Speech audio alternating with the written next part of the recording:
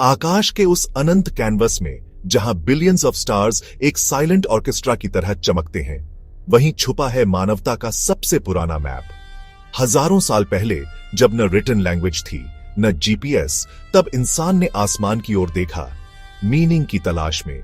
सितारे सिर्फ रोशनी नहीं थे, वे थे गाइड्स, स्टोरी टेलर्स और कई बार गॉड्स। लेकिन सवाल यह है, कैसे एंशिएंट सिविलाइजेशंस ने कॉस्मोस को पढ़कर अपनी डेस्टिनी बनाई, और आज भी उन तारों में कौन से रहस्य लिखे हैं।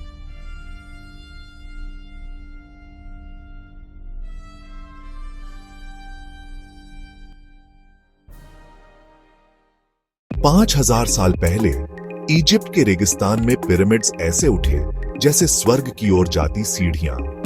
लेकिन उनका अलाइनमेंट कोई एक्सीडेंट नहीं था। ओरियंस बेल्ट से परफेक्ट तरीके से जुड़ा हुआ यह आर्किटेक्चर एक कॉस्मिक मार्कर था। इजिप्शियंस के लिए स्टार्स, लिविंग और डिवाइन के बीच का पुल थे।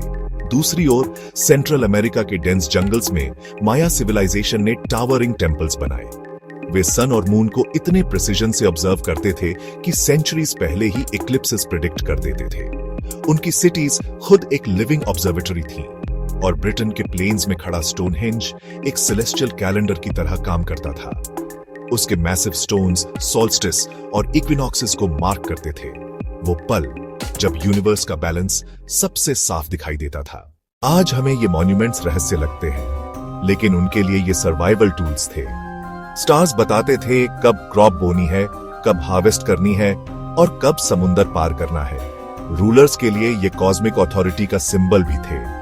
मॉडर्न साइंस ने साबित किया है कि जिन पैटर्न्स को एंशिएंट एस्ट्रोनॉमर्स ने मिथ्स में छुपाकर एक्सप्लेन किया था, वही आज के फिजिक्स और मैथमेटिक्स में सेलेस्टियल मैकेनिक्स कहलाते हैं।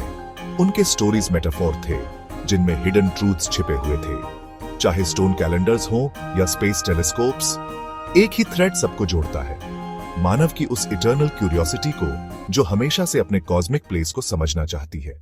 आज मॉडर्न ऑब्जर्वेटरीज और स्पेस एजेंसीज उसी जर्नी को आगे बढ़ा रहे हैं। जेम्स वेब स्पेस टेलीस्कोप हमारी नजरों को पहले से भी गहरे कॉस्मोस में ले जा रहा है, जहां स्टार्स जन्म लेते हैं और शायद लाइफ के ट्रेसेस भी मिल सकते हैं।